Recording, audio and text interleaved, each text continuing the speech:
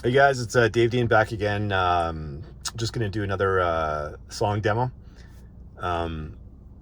This one I actually heard. I'm surprising because there's obviously there's tons of music out there, but every now and then you come across something that you never heard of before that you thought you would have heard of, right? So anyways, I listened to this one. I think it was Larry out in Mobile Solutions when I was hunting for DSPs, and I went down there to check out the Helix DSPs. Mobile Solutions in Calgary, Alberta, Canada. Actually, when I sat one of the Teslas down there that they were doing an install on, and they had like a Helix / DSP amp in there. One of the new ones that they just released this year. What is it, the 5.8, I think it is. It was awesome. It's an 8-channel DSP / amp. And I don't know what speakers it was hooked up to down there. I think it was some Focals.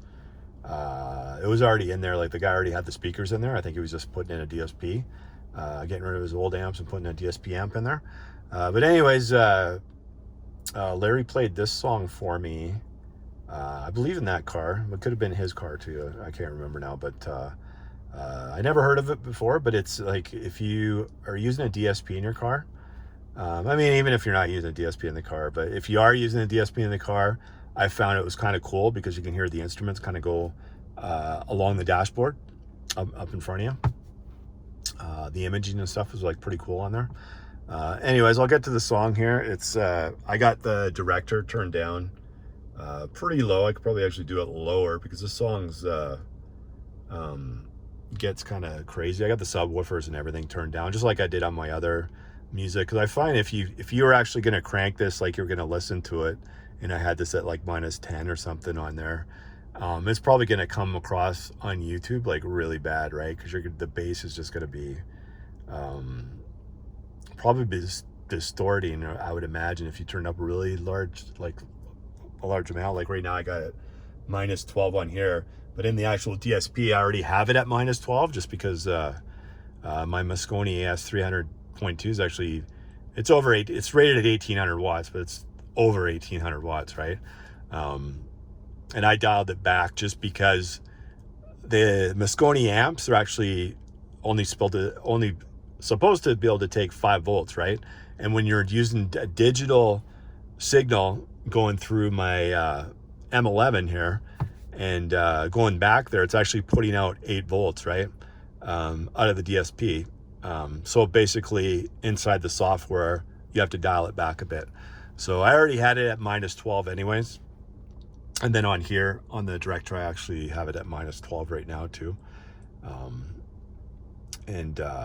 I can turn it up if I want to, turn it down. If I'm listening to some older like 80s or 70s music, I can turn it up, a little bit louder and whatnot, to get a little bit more bass on songs that you can actually get bass out of.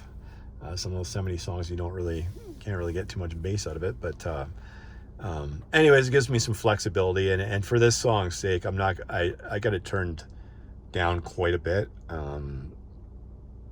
just because I don't, I think it might sound better through YouTube. Obviously, if I can crank it up here, it sounds awesome when I crank it up here. It sounds incredible, right? But for YouTube purposes, I'll probably just keep it at that volume.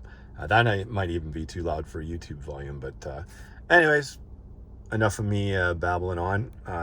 Here's the song. As you can see, I don't know if you guys can see that, but it's Smilk. It's the name of the band, and it's called The Last Rainforest. All right, guys, here we go.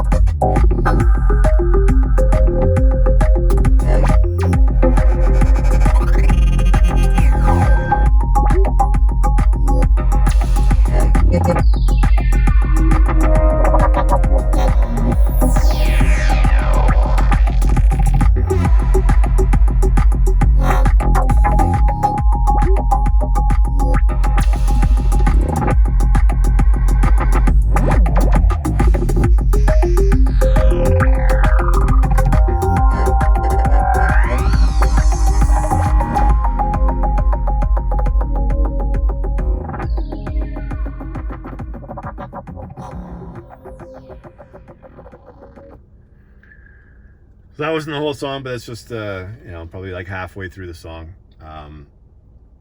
Anyways, it's kind of one of those cool tracks to play once you get your system done. Or if you're showing it to other people. I don't know, I probably should have had my camera over a little bit further because my ears weren't where I'm holding it, and it's tuned for where my ears are at, right? My system. So, but anyways, you get the gist of it. And like I said, going through YouTube, you never know what it's going to sound like on the other end anyway. So that's it. We'll do a couple more, probably some different songs on here. We'll throw them on here. I'll probably do a daytime one because I can show my system a little bit better. Like these I love these tweeters, man, and it's one of the reasons I went with the Audio Frogs, because I knew after seeing somebody else's vehicle that the tweeters were going to fit in there nicely. So they just look custom, right? That was one of the reasons. The other tweet, I was actually looking at the BRAC speakers. Originally, I was going to go with the BRAC speakers at first. The BRAC speakers were a little bit more expensive. The GL series, I think they are. Or no, the graphics. I think the GL1 and I can't remember the other one, but the graphic series. And they sounded really good too. But the tweeter was a little bit bigger, I believe, than these ones, right?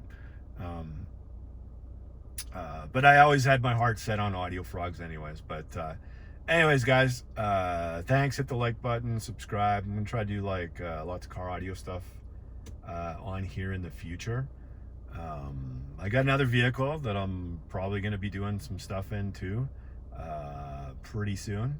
Not sure what I'm going to put in there. I've been eyeing up the Ground Zero stuff, but we'll see. I kind of like that Helix all-in-one DSP amp. I was almost thinking about putting that in my spouse's vehicle because it was pretty sweet.